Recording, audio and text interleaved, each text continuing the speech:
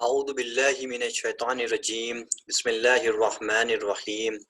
الحمد للہ رب العالمین الصلاة والسلام علی اشرف الانبیاء والمرسلین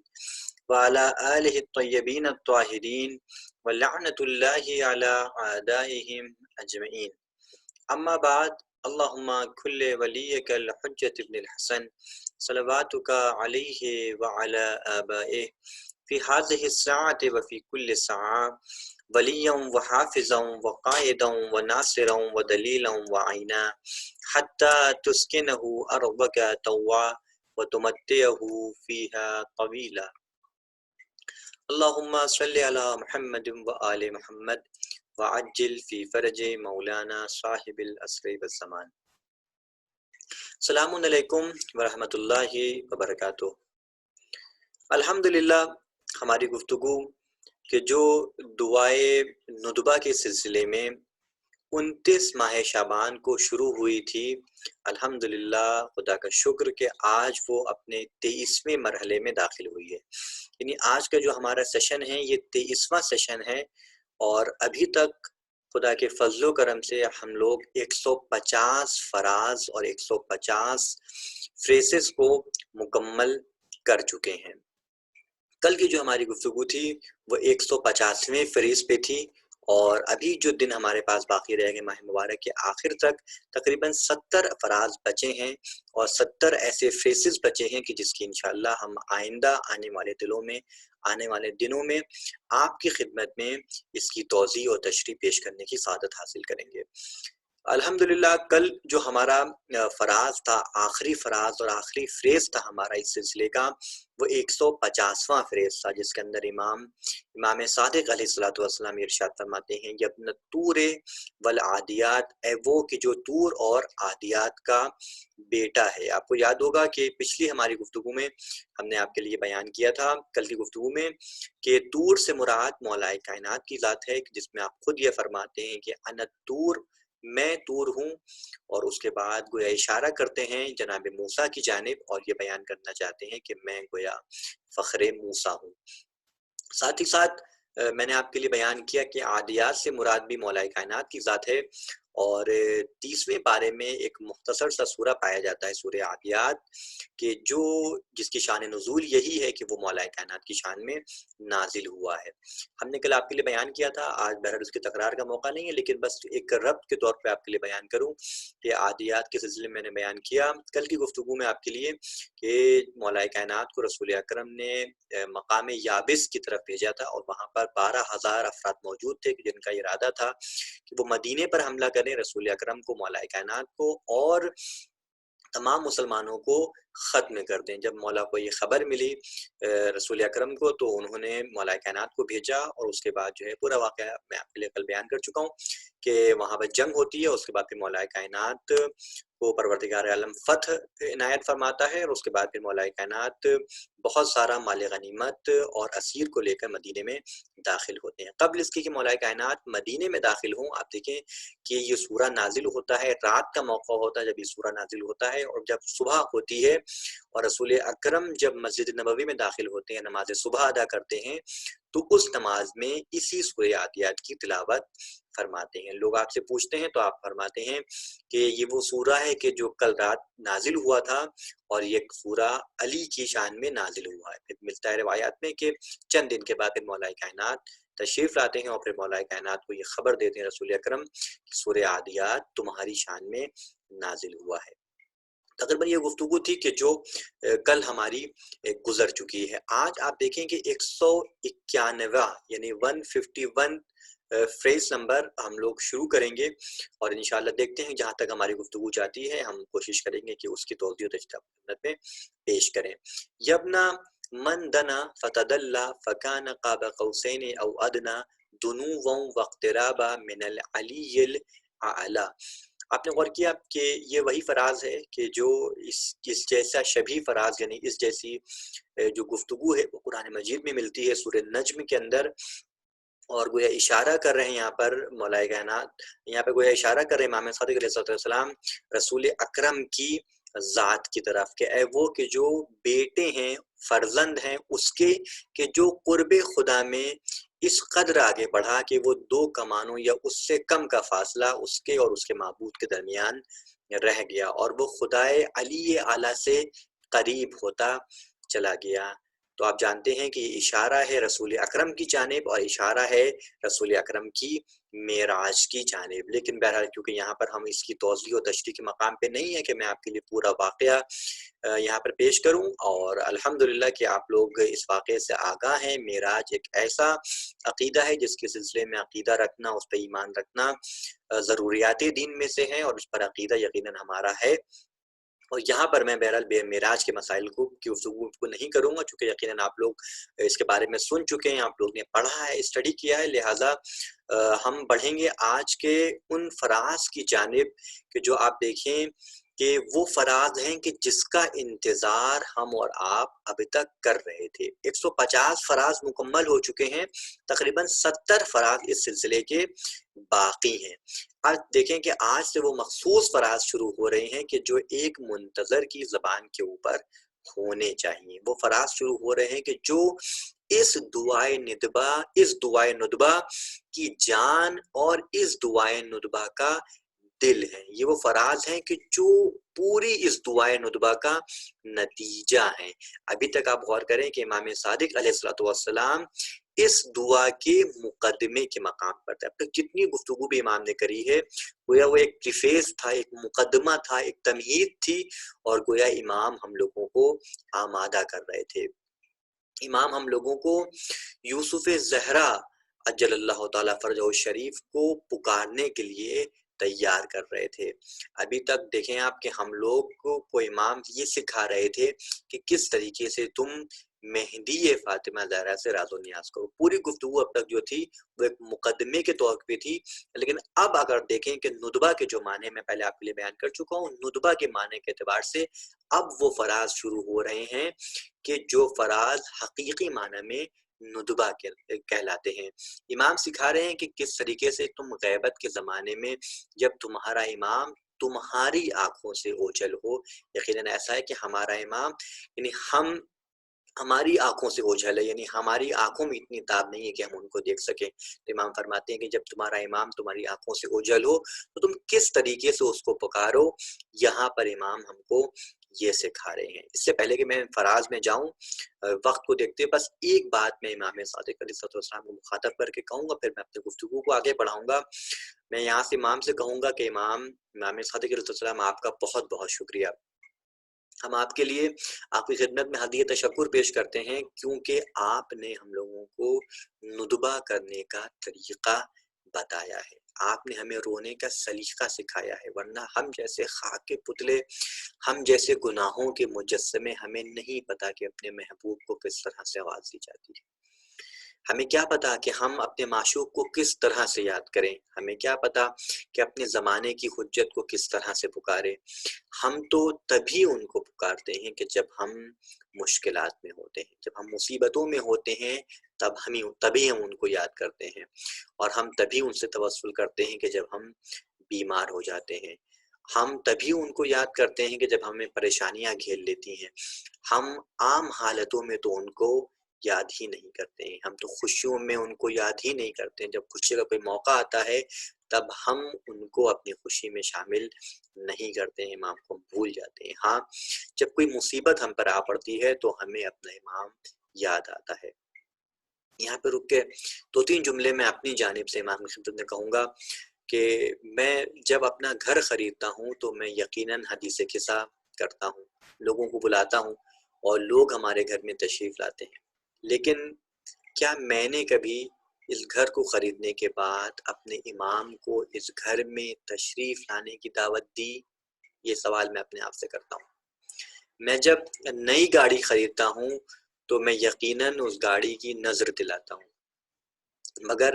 کیا میں نے کبھی اپنے وقت کے امام کو دعوت دی کہ امام آئیے، سب سے پہلے آپ اس گاڑی میں تشریف لائیے، سب سے پہلے آپ اس گاڑی میں سوار ہوئیے؟ یہ سوال میں اپنے آپ سے کرتا ہوں۔ اور جب کبھی میں کوئی نیا بزنس شروع کرتا ہوں تو کیا میں نے اپنے وقت کے امام کو آواز دی کہ امام آئیے، اور آنے کے بعد ہم آپ کو اس بزنس کا ہیڈ قرار دیتے ہیں، آپ اس بزنس کے ہیڈ ہیں، یعنی آپ کے ذریعے بزنس آگے بڑھنے والا ہے، آپ ہماری رہنمائی فرمائیے۔ نہیں، ہم ایسے موقعوں پر اپنے امام کو یاد کرنا بھول جاتے ہیں۔ ہاں، ہمیں کب امام یاد آتے ہیں؟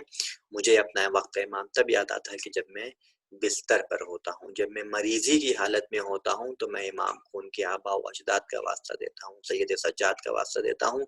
اور ان سے اپنی بیماری کو دور کرنے کی التجا کرتا ہوں۔ لیکن جیسے ہی مجھے شفا مل جاتی ہے تو میں ان کو بھول جاتا ہوں، میں ان کو پھر یاد نہیں کرتا ہوں۔ تو کیا میں نے توسل کیا؟ کیا میں نے حق توسل کو ادا کیا؟ کیا میں نے احسان کے بدلے کو ادا کیا؟ کیا اس کو محبت کہتے ہیں؟ یہ سوال میں اپنے آپ سے کرتا ہوں۔ بہرحال چلتے ہیں، آئیے اس فراز کی طرف کہ جو فراز یہاں سے امام شروع کر رہے ہیں۔ اس فریز میں امام فرماتے ہیں لیت شیری این استقرت بک النوا بل ای ارض تقلک اوثرا اب رضوا او غیرها امضیتوا۔ اے کاش مجھے معلوم ہوتا کہ آپ کہاں پر رہتے ہیں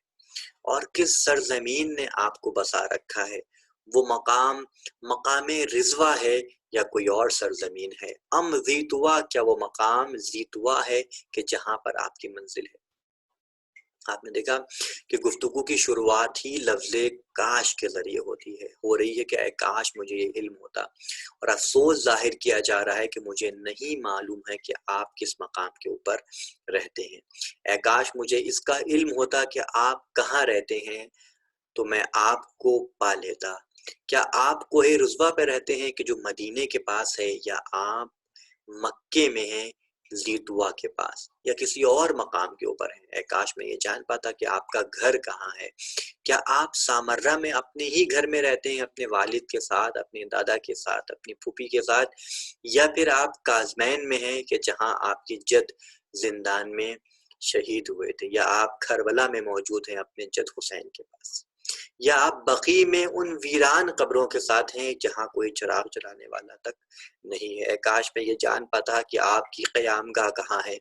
روایتوں میں ہے کہ جہاں سے آپ گزر جاتے ہیں، آپ روایت دیکھیں گے، روایتوں میں ہے کہ جہاں سے امام کا گزر ہو جاتا ہے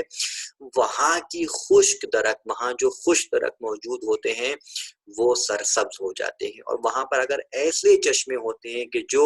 سوکھے ہوتے ہیں تو وہ پانی سے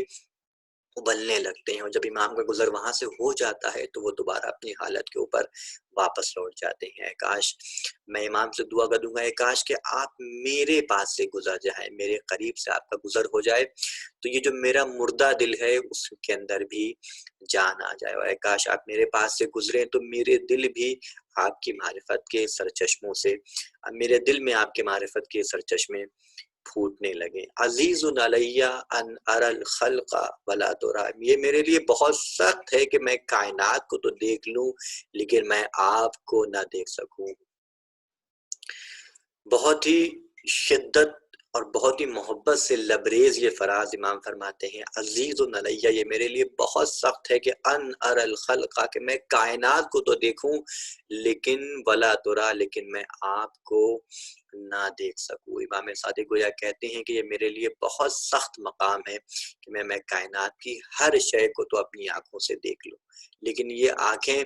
جس کے دیدار کی مشتاق ہیں ان کو نہ دیکھ سکوں۔ یہ آنکھیں کس کام کی ہیں کہ جو یوسف زہرا کے جمال کو نہ دیکھ سکے۔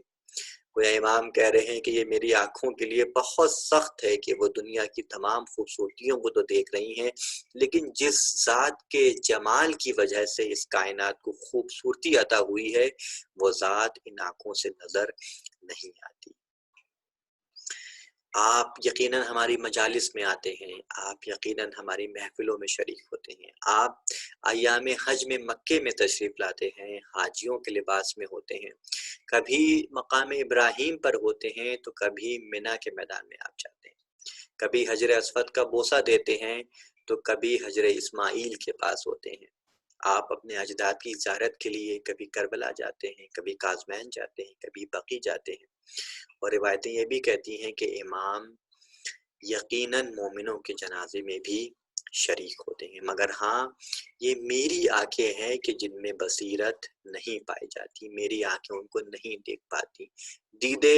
میابت کے بعد شے شناس تا شناست شاہرا در ہر لباس. آنکھوں میں اتنی توانائی اور اتنی تاب ہونا چاہیے کہ وہ شہ شناس ہو، وہ چیزوں کو پہچان سکے. تاب شناست، تاکہ وہ جان سکے، پہچان سکے کہ اس کا شاہ کون ہے، گرچہ وہ کسی بھی لباس میں موجود ہو. آپ دیکھیں کہ امام کاظم علیہ الصلوۃ والسلام کے زمانے کا ایک واقعہ تاریخ میں ملتا ہے کہ نیشاپور ایران کا یہ واقعہ ہے کہ یہاں پر ایک مومنہ رہتی ہیں، ایک بہت ہی پاک دامن شخص عورت کہ ایک ضعیفہ ہوتی ہیں، بہت ہی پاک دامن، بہت ہی ولائی اور بہت ہی ولایت کو قبول کرنے والی، امام سے عقیدت رکھنے والی، کہ جن کا نام تاریخ نے بی بی شتیتا نقل کیا. آج بھی ان کا مرقد یہاں ایران میں موجود ہے، اور کہ جو اہل ولا کی یقیناً زیارت گاہ ہے. ابن علی نیشاپوری نام کے ایک امام کے صحابی ہیں، اور امام کے وکیل بھی ہوتے ہیں، جن کا کام یہ ہوتا ہے کہ نیشاپور سے کہ جو سہم امام ہوتا ہے، سہم سادات ہوتا ہے، خمس و زکوٰۃ وغیرہ ہوتا ہے، ان تمام اموال کو ان کی ذمہ داری ہوتی ہے کہ وہ نیشاپور اور خراسان سے امام کی خدمت میں پہنچائیں. تو ایک مرتبہ کا واقعہ یہ ہے کہ یہ تمام ہدایہ اور تمام نذورات کو لے کر نکلتے ہیں بغداد کی طرف. ابھی یہ نیشاپور کے دروازے پر ہی پہنچتے ہیں کہ دیکھتے ہیں کہ ایک عورت دوڑتی ہوئی چلی آ رہی ہے، اور آنے کے بعد وہ امام کے لیے 1 درہم اور 1 کپڑا ابن نیشاپوری کو دیتی ہے. دینے کے بعد کہتی ہے کہ یہ میرا کپڑا اور یہ 1 درہم آپ میری جانب سے امام کاظم علیہ السلام کو پیش کر دیے گا. روایتیں کہتی ہیں کہ ابن علی نیشاپوری ان تمام چیزوں کو لیتے ہیں، اور لینے کے بعد پھر امام کی خدمت میں حاضر ہوتے ہیں. ابن نیشاپوری تمام سہم کو، تمام سہم امام کو، تمام ہدایہ، تمام نذورات کو امام کے سامنے پیش کرتے ہیں، اور اس کے بعد جو ہے پھر روایتیں کہتی ہے کہ لیکن وہ 1 درہم کے جو ان کو بی بی شتیتا نے دیا ہوتا ہے، اور وہ 1 کپڑا جو انہوں نے ان کو دیا ہوتا ہے، وہ امام کو دینا وہ بھول جاتے ہیں. پھر دیکھنے کو یہ ملتا ہے کہ امام خود ان تمام اموال میں سے کہ جو لے کر آئے ہوتے ہیں ابن علی نیشاپوری، ان میں سے کچھ چیزیں تلاش کر رہے ہوتے ہیں. جب امام کو وہ چیز تلاش کرنے پر نہیں ملتی ہے تو تاریخ یہ کہتی ہے کہ امام ابن علی نیشاپوری سے فرماتے ہیں کہ جس چیز کی میں تلاش کر رہا ہوں وہ اس کے اندر موجود نہیں ہے، اور جو چیزیں میں نے قبول نہیں کری ہیں اس کا تم نے یہاں پر انبار لگا رکھا ہے. تو روایت کہتی ہے کہ ابن نیشاپوری سمجھ جاتے ہیں کہ امام کس چیز کی بات کر رہے ہیں، تو جلدی سے وہ بی بی شتیتا کی وہ امانت امام کی خدمت میں پیش کرتے ہیں. روایت کہتی ہے کہ اس سال نیشاپور سے امام نے فقط اس 1 درہم کو اور اس 1 کپڑے کو قبول کیا تھا کہ جو اس خاتون نے امام کے لیے بھیجا تھا. اور جب ابن علی نیشاپوری ایران سے جانے لگتے ہیں، ایران کی طرف جانے لگتے ہیں واپس بغداد سے، تو امام نے ہدیے کے طور کے اوپر 1 دینار کی تھیلی اور 1 کفن ہدیے کے طور کے اوپر امام بی بی شتیتا کے لیے بھجواتے ہیں. اور ابن علی نیشاپوری سے کہتے ہیں کہ تم شتیتا سے کہہ دینا، اس کو سلام کہنا میرا، اور اس سے یہ کہہ دینا کہ آج کے چند دن کے بعد تمہاری موت واقع ہو جائے گی. تاریخ نے ایسا ہی نقل کیا ہے کہ چند دن کے بعد ان کی موت اور ان کی وفات ہو جاتی ہے، اور ان کو یعنی بی بی شتیتا کو اسی کفن میں دفن کیا جاتا ہے کہ جو امام نے ان کے لیے بھیجا ہوتا ہے. تاریخ یہ بھی کہتی ہے کہ امام ان کے جنازے کو تشریف لاتے ہیں، اور اس کے بعد جب امام وہاں سے جانے لگتے ہیں تو انہی کو یعنی اپنے انہی وکیل کو ابن علی نیشاپوری کو مخاطب کر کے یہ کہتے ہیں کہ تم لوگوں کو یہ پوری روایت بیان کرنا، لوگوں کو یہ سب بتانا، انہیں میرا سلام کہنا، اور لوگوں سے کہنا، میرے شیعوں سے کہنا کہ میں اور میرے جیسے باقی امام تمہارے جنازوں میں شریک ہوتے ہیں، چاہے وہ دنیا کے کسی بھی کونے میں، دنیا کی کسی بھی گوشے میں ان کو موت آئے، ہم ان کے جنازوں میں شریک ہوتے ہیں، لیکن شرط یہ ہے کہ تم اپنی پرہیزگاری کو محفوظ رکھو. تو آپ نے اندازہ لگایا کہ ہمارا وقت کا امام ہمارے جنازوں میں شریک ہوتا ہے، لیکن شرط یہ ہے کہ ہماری پرہیزگاری باقی رہے. وقت کو دیکھتے ہوئے آپ دیکھیں کہ ایک مختصر واقعہ میں آپ کے اندر طور پیش کروں کہ جو نقل ہوا ہے آیت اللہ سیستانی، سید علی سیستانی خدا ان کو محفوظ رکھے، اور ان کی عمر کو طولانی فرمائے، آیت اللہ سیستانی کے والد سید باقر سیستانی سے یہ واقعہ نقل ہوا ہے کہ وہ کہتے ہیں کہ انہوں نے دیکھا کہ مشہد میں امام زمانہ ایک عورت کے جنازے پر تشریف لائے تھے، جس کے بارے میں ملتا ہے کہ وہ 7 سال تک اس خیال سے اپنے گھر سے باہر نہیں نکلی تھی کہ اگر وہ اپنے گھر سے باہر نکلے گی تو رضا شاہ پہلوی کے جو سپاہی ہیں وہ باقی عورتوں کی طرح اس کی چادر بھی اس کے سر سے اتار لیں گے۔ یہ واقعہ ایران کا ہے کہ مشہد میں بھی ملتا ہے کہ ایسی عورت، ایسی خاتون موجود تھی۔ اللہ اکبر! آپ دیکھیں 7 سال تک ایک عورت اپنے گھر سے باہر نہیں نکلتی ہے، صرف اس خیال سے کہ اگر وہ گھر سے باہر نکلے گی تو پھر شاہ کی سپاہی اس کی چادر کو اتار لیں گے۔ 7 سال تک اپنے آپ کو گھر میں قید کرتی ہے، 7 سال تک اپنے گھر سے باہر نہیں نکلتی ہے، لیکن جب اس کا انتقال ہوتا ہے تو خود سید باقر سیستانی یہ فرماتے ہیں کہ میں نے اپنی آنکھوں سے امام زمانہ کو اس کے جنازے میں شریک ہوتے ہوئے دیکھا ہے۔ اگلا فراز ولا اسمع لک حسیسا ولا نجوا، یہ میرے لیے بہت سخت ہے کہ میں نہ آپ کی آواز کو سن سکوں اور نہ ہی میں آپ کے راز و نیاز کو سن سکوں۔ نجوا راز و نیاز کو کہا جاتا ہے، آہستہ بولنے کو بھی نجوا کہا جاتا ہے۔ آپ نے غور کیا پچھلے فراز میں امام نے کہا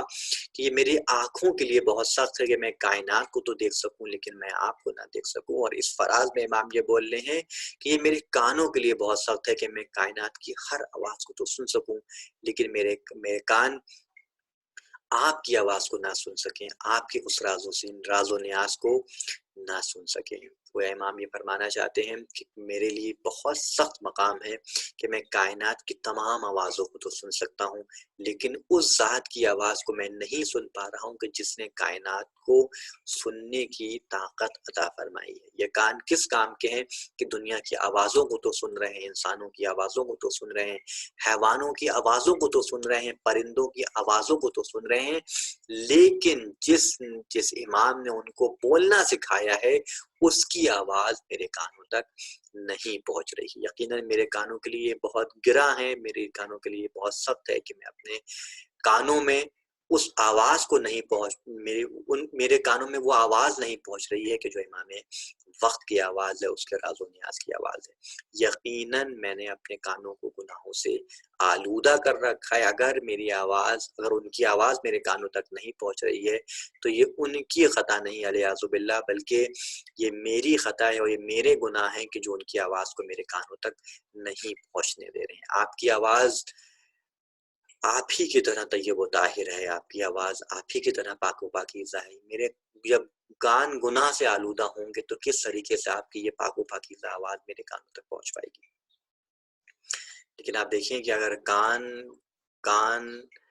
یہ کان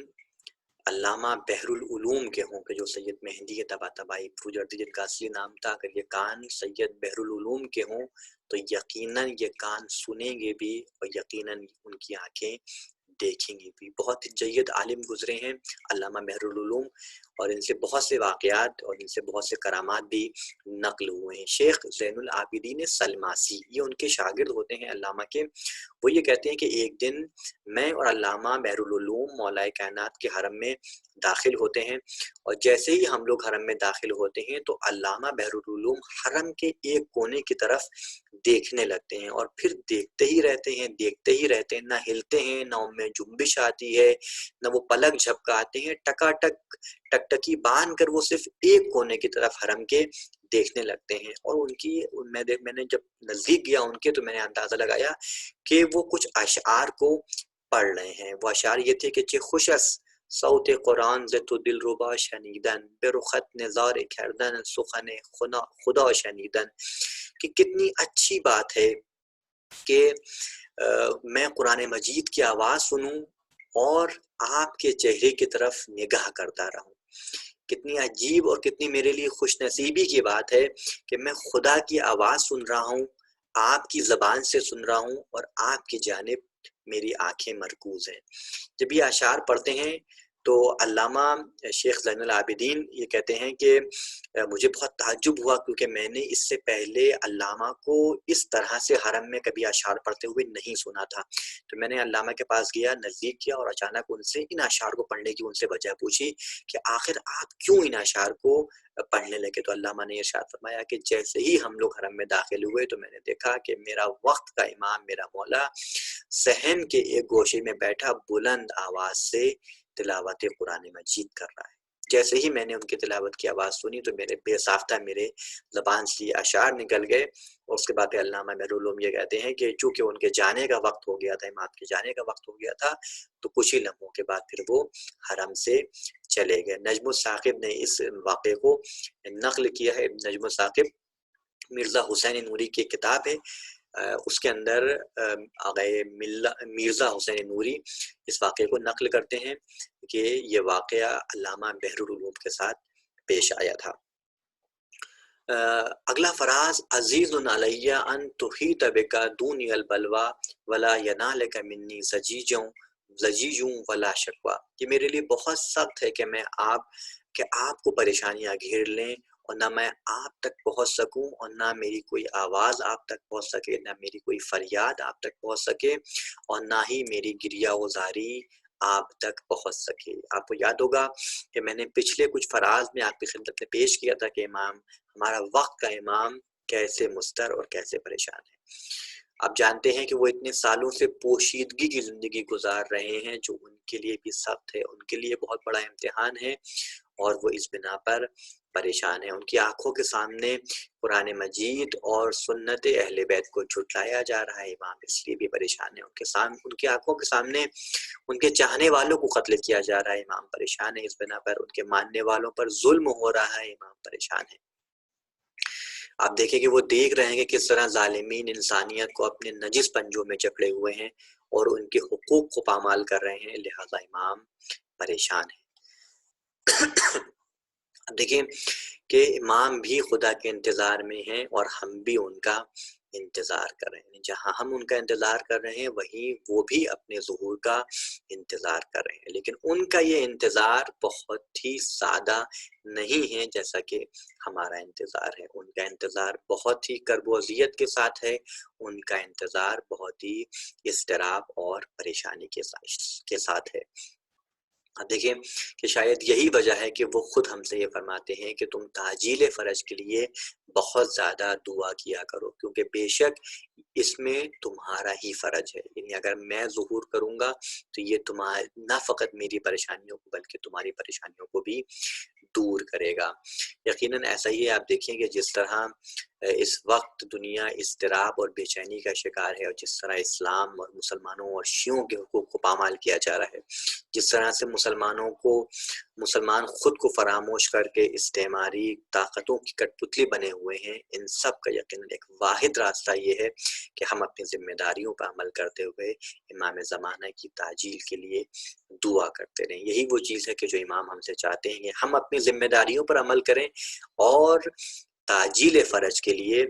دعا کرتے رہیں۔ بنفسی انت من مغیب لم یخلو منا، بنفسی انت من نازہ ما نزہ عنا، میری جان آپ پر قربان ہو جائے کہ آپ ایسے غائب ہیں جو کبھی مجھ سے الگ نہیں ہوئے، میری جان آپ کے اوپر قربان ہو جائے کہ آپ ایسے دور ہیں کہ جو مجھ سے دور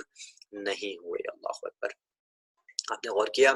کہ ان دونوں فراز میں ہمارے چھٹے امام ایک حقیقت کو بہت ہی لطیف اور بہت ہی جذباتی تعبیروں کے ساتھ ارشاد فرما رہے ہیں۔ امام کہتے ہیں میری جان آپ پر قربان ہو جائے کہ آپ ایسے غائب ہیں جو کبھی مجھ سے الگ نہیں ہوئے، میری جان آپ پر قربان ہو جائے کہ آپ ایسے دور ہیں کہ جو مجھ سے کبھی دور ہی نہیں ہوئے۔ تو اگر وہ کبھی مجھ سے الگ نہیں ہوئے تو غائب ہونے کا کیا مطلب ہے؟ اگر وہ کبھی مجھ سے دور نہیں ہوئے ہیں تو ان کے دور ہونے کا کیا مطلب ہے؟ یہ کیسی غیبت ہے کہ آپ حاضر ہیں، یہ کیسی دوری ہے کہ آپ نزدیک ہیں، اور یہ کیسی دوری ہے، یہ کیسی امام سے ہماری دوری ہے کہ امام ہم سے دور بھی ہیں اور امام ہم سے نزدیک بھی ہیں۔ آئیے اس بات کو میں آپ کے لیے ایک روایت اور ایک مثال کے ذریعے، ظاہر ہمارا وقت بھی کافی ہو رہا ہے، ایک مثال اور ایک واقعے کے ذریعے، ایک مثال اور ایک حدیث کے ذریعے، ایک روایت کے ذریعے میں اس بات کو روشن کروں کہ کس طریقے سے امام ہم سے دور بھی ہیں اور امام ہم سے نزدیک بھی ہیں، کس طریقے سے امام غائب بھی ہیں اور کس طریقے سے امام موجود بھی ہیں۔ علی ابن مہزیار کے جو 9ویں امام کے بھی، 10ویں امام کے بھی اور 11ویں امام، تینوں اماموں کے شاگرد رہے ہیں، وہ یہ کہتے ہیں کہ میں گریہ و زاری کی حالت میں دیوانوں کی طریقے سے اپنے امام کو تلاش کر رہا تھا، اور ایک دن میں نے دیکھا اسی حالت میں مکے گیا، اور مکے جانے کے بعد میں نے دیکھا کہ میں کعبے کے پاس موجود تھا، اور ایک دن یہ ہوا کہ کسی نے اچانک میرے کندھے کے اوپر، میرے شانے پر ہاتھ رکھا، اور رکھنے کے بعد کہا کہ تم کس کو تلاش کر رہے ہو؟ میں نے کہا کہ میں اپنے غائب امام کو تلاش کر رہا ہوں۔ تعبیر کو غور کریے گا، ابن مہزیار کہتے ہیں کہ میں اپنے غائب امام کو تلاش کر رہا ہوں، تو انہوں نے فرمایا کہ وہ تم سے پردے اور غیبت میں نہیں ہے، بلکہ تمہارے اعمال نے ان کو تم سے دور کر رکھا ہے۔ تو خود امام نے یہ فرمایا کہ ہم تم سے دور نہیں ہیں، بلکہ تمہارے اعمال نے تم کو ہم سے دور کر رکھا ہے۔ ایک مثال میں آپ کے لیے واضح کروں کس طریقے سے امام ہم سے دور بھی ہیں اور کس طریقے سے امام ہم سے نزدیک بھی ہیں، اور غیبت کس طرح کی غیبت ہے۔ امام کی غیبت کے لیے ایک مثال میں اس طرح پیش کر سکتا ہوں کہ آپ فرض کریں کہ ایک بچہ اپنے باپ کے ساتھ اس کی انگلی پکڑ کر بازار میں گیا ہو، اور وہاں وہ بچہ اس کے دل کو لبھا دینے والی چیزوں کو دیکھنے لگے اور اپنے باپ کا ہاتھ چھوڑ دے، ادھر ادھر پھرنے لگے اور پھر وہ کھو جائے، اور پھر وہ یہ کہے کہ وہ اس کا باپ کھو گیا ہے، جبکہ حقیقت میں وہ خود کھو گیا ہے۔ تو امام بھی ہمارے اسی طرح سے، امام بھی ہمارے باپ کی طرح سے ہیں، بلکہ ہمارے باپ سے بھی بڑھ کر ہیں۔ انہوں نے ہماری انگلی پکڑی ہے کہ وہ ہم کو اس دنیا کے بازار سے ہماری اصلی منزل یعنی آخرت اور جنت تک لے جائیں، لیکن یہ ہم ہیں کہ اس دنیا کے بازار کی چکا چوند میں کھو جاتے ہیں اور ان کی انگلی کو چھوڑ دیتے ہیں، ان کے ہاتھوں کو چھوڑ دیتے ہیں، اور پھر ہم یہ کہتے ہیں کہ ہمارا امام غائب ہے، ہمارا امام غیبت میں ہے۔ نہیں، بلکہ ہم خود غیبت میں ہیں۔ اور ایسی ایک روایت ملتی ہے غیبت نعمانی کے اندر کہ امام صادق نے خود فرمایا کہ صاحب حاذ الامر یتردد بینہم، کہ جو اس زمانے کا جو صاحب امر ہے وہ یتردد بینہم، ان کے درمیان آمد و رفت کرتا ہے، ویمشی فی اسواقہم، اور ان کے بازاروں میں جاتا ہے، ویطأ فرشہم، اور ان کے فرش کے اوپر قدم رکھتا ہے، گویا امام اشارہ کر رہے ہیں کہ ان کے گھروں میں جاتا ہے، ان کے فرشوں پہ قدم رکھتا ہے، ولا یعرفونہ حتی یأذن اللہ ان یعرفہم، کہ وہ لوگ اس کو نہیں پہچانتے ہیں مگر یہ کہ خود اللہ ان کو اجازت دے ان کو پہچاننے کی، اور وہ خود اپنے آپ کو ظاہر کریں۔ پھر امام فرماتے ہیں کہ کما اذن لیوسف حین قال له اخوتو، کہ جس طریقے سے جناب یوسف کو پروردگار عالم نے اجازت دی کہ جب ان کے بھائیوں نے ان سے پوچھا کہ انک لانت یوسف، کیا تم ہی یوسف ہو؟ تو قال انا یوسف، کہ ہاں میں ہی یوسف ہوں۔ تو آپ نے غور کیا کہ امام ہمارے ساتھ ہیں، ہمارے گھروں میں آتے ہیں، ہماری بازاروں میں ہوتے ہیں، ہمارے ساتھ ہوتے ہیں، لیکن ہم ان کو نہیں پہچان پاتے، کیونکہ پروردگار عالم نے ایک حجاب ہمارے درمیان رکھا ہے۔ لیکن اگر خدا یہ چاہتا ہے کہ کسی کے سامنے اس حجاب کو ہٹائے تو جناب یوسف کی طرح اس حجاب کو ہٹاتا ہے، امام کو اجازت ملتی ہے اور امام اپنے آپ کو اس کے لیے ظاہر کرتے ہیں۔ بہت ہی لطیف مثال جناب یوسف کی یہاں میں ہم نے پیش کری کہ آپ دیکھیں کہ جناب یوسف کے جو انہی بھائیوں کے بھائی تھے اور انہی کے ساتھ پلے بڑے تھے، لیکن ایک وقت یہ آتا ہے کہ یہی یوسف کے بھائی ان کو نہیں پہچان پاتے ہیں، ایک حجاب ان کے درمیان آ جاتا ہے، ان سے ملاقات ہوتی ہے، ان کے سامنے آتے ہیں، لیکن اس کے باوجود وہ اپنے بھائی کو نہیں پہچان پاتے ہیں۔ لیکن جب خدا عالم یہ چاہتا ہے کہ وہ ان کے لیے پہچانے جائیں تو اس کے بعد پھر جناب یوسف کو یہ حکم ہوتا ہے کہ وہ اپنے آپ کو ظاہر کریں، اور جناب یوسف کہتے ہیں کہ فانا یوسف، بے شک میں ہی یوسف ہوں۔ ظاہراً وقت ہمارا یہاں پر مکمل ہے، ایک اور فراز اگر میں یہاں پر بیان کر دوں آپ کے لیے تو ظاہراً بہتر ہوگا، چونکہ ہمارے پاس وقت بھی کم ہے اور آگے دنوں میں ظاہراً شاید مکمل ہماری دعا اگر مکمل نہ ہو پائے اگر ہم اس طریقے سے جسے کہا جائے اگر اس کو یہاں بیان کر دیں تو شاید میرے خیال سے مناسب رہے گا۔ بس یہ آخری فراز میں آپ کے لیے پیش کرتا ہوں، ظاہراً وقت بھی مکمل ہو چکا ہے، لیکن بس یہ آخری فراز آپ کے لیے پیش کروں اور اپنی گفتگو کو یہاں پر میں تمام کروں گا۔ بنفسی انت امنیت شائق یتمنی من مؤمن و مؤمنہ ذکرا فحنا، میری جان آپ پر قربان ہو جائے کہ آپ ہر اس مشتاق مومن مرد اور عورت کی آرزو ہیں کہ جو آپ کو یاد کر کر فریاد کرتے ہیں۔ تو جب کوئی ان کو سچے دل سے یاد کرتا ہے، سچے دل سے لو لگاتا ہے، تو ان کی مہر و محبت اس کے شامل حال ہوتی ہے اور وہ اپنے درمیان اس مہر و محبت کو پاتا ہے اور وہ مہر و محبت کو محسوس کرتا ہے۔ وہ خود ایک توقیع میں شیخ مفید سے یہ فرماتے ہیں کہ ہم اپنی نظروں کو تم سے نہیں ہٹاتے ہیں اور نہ ہی تم کو ہم بھولے ہوئے ہیں، اگر ایسا ہوتا تو مشکلات اور پریشانیاں تمہیں اکھاڑ پھینکتی اور دشمن تم کو نابود کر دیتے۔ امام زمانہ کی اس فرمائی سے اندازہ ہو جاتا ہے کہ ہمارا امام کتنا بڑا رؤوف اور کتنا بڑا مہربان ہے۔ وہ اپنی نظر کرم کو ہم سے ہٹاتا ہی نہیں کہ وہ اگر ہم کو ہمارے اوپر سے اپنی نظر کرم کو ہٹا لے تو یقیناً یہ دشمن ہم لوگوں کو نیست و نابود کر دیں۔ وہ ہماری مصیبتوں کو روکتے ہیں، دشمنوں کے شر سے ہم کو محفوظ رکھتے ہیں۔ تو میرا پورا وجود ان کے نظر کرم کا گویا محتاج ہے، گویا میری پوری سانس، میری ہر ایک سانس ان کے احسان کے تلے ہے، لیکن میں ان کے اس احسان کو اپنی جانب سے ادا نہیں کر پاتا ہوں۔ اے کاش پروردگار عالم مجھے یہ توفیق عنایت فرمائے کہ ہم اپنے اعتبار سے یہ پوری کوشش کر سکیں کہ امام کے ان احسانات کو ادا کرنے کی کوشش کریں۔ یقیناً ہم کبھی بھی ان کے احسان کو ادا نہیں کر سکتے ہیں، لیکن یقیناً خود امام نے ہم سے کہا ہے کہ ہمیں اپنی کوشش کرنا ہے اور ہم اپنی کوششوں کو انجام دینا ہے۔ اس حوالے سے ظاہراً وقت یہاں پہ تمام ہو چکا ہے اور مزید گفتگو کی گنجائش نہیں ہے، یہیں پر میں اپنی بات کو تمام کرتا ہوں۔ اور یقیناً یہ فراز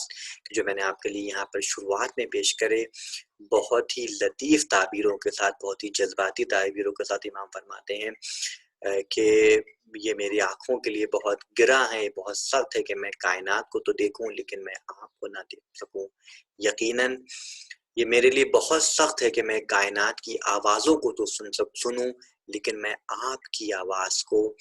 نہیں سن سکوں۔ اے کاش پروردگار عالم ہم لوگوں کی آنکھوں میں وہ بصیرت عطا فرمائے کہ ہم اپنے امام کو دیکھ سکیں، ہمارے کانوں کے اندر وہ سماعت عطا فرمائے کہ ہم اپنے وقت کے امام کو دیکھ سکیں۔ آئیے خداوند عالم کی بارگاہ میں دوبارہ دعا گو ہوتے ہیں، اس کی بارگاہ میں دعا کرتے ہیں کہ پروردگار عالم معرفت کے سر چشموں کو کہ جس کے ذریعے ہم اپنے امام کو پہچان سکیں، ان سر چشموں کو ہمارے دلوں